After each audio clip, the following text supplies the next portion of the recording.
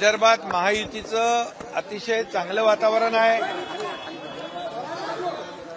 मी रामटेकचा उमेदवारी अर्ज भरायला देखील गेलो होतो। गडकरी साहेबांचा उमेदवारी अर्ज भरायला देखील आम्ही गेलो होतो।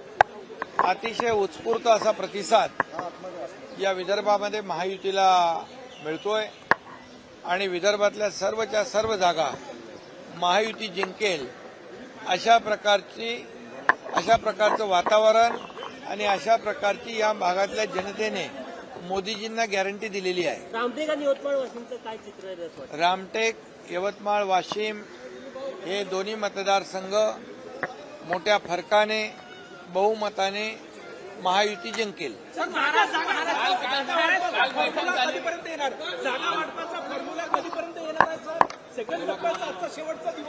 आता 2-3 दिवसामध्येच सेकंड टप्प्याचा देखील जो काही उमेदवारीच्या बाबतीमध्ये निर्णय आहे तोही होईल।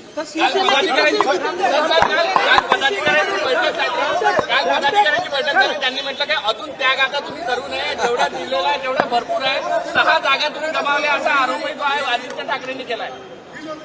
त्यांना दुसरं काय काम आहे का?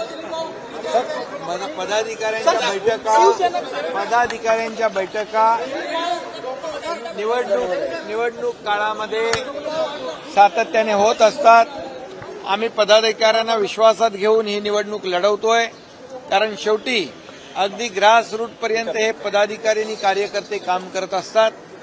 फक्त घरात बसून उंटावरून शेळ्या हाकता येत नाहीत, त्याला प्रत्यक्ष फील्डवर जावं लागतं आणि ते आम्ही काम करतोय। नेत्यासकट, मुख्यमंत्र्यासकट, उपमुख्यमंत्र्यासकट, सगळ्या मंत्र्यांसकट आणि सर्व कार्यकर्त्यांसकट आम्ही सर्व फील्डवर काम करणारे लोक आहोत, ग्रासरूटचे कार्यकर्ते आहोत। त्यामुळे आम्ही महायुतीला आज त्यांनी दुसऱ्याच्या घरात डोकावून पाहण्यापेक्षा स्वतःचं काय जळतंय ते पाहावं आणि आज जे काय त्यांचं 3 महाविकास आघाडी 3 तिघाडा आणि काम बिघाडा अशा प्रकारची परिस्थिती निर्माण झालेली आहे। 2 प्रादेशिक पक्ष त्यांच्याकडे अजेंडा पण नाही, झेंडा पण नाही, अशा लोकांनी नॅशनल पार्टीची काय परिस्थिती केली आहे, ती नॅशनल पार्टीची काँग्रेस आहे, त्यांनी विचार करावा।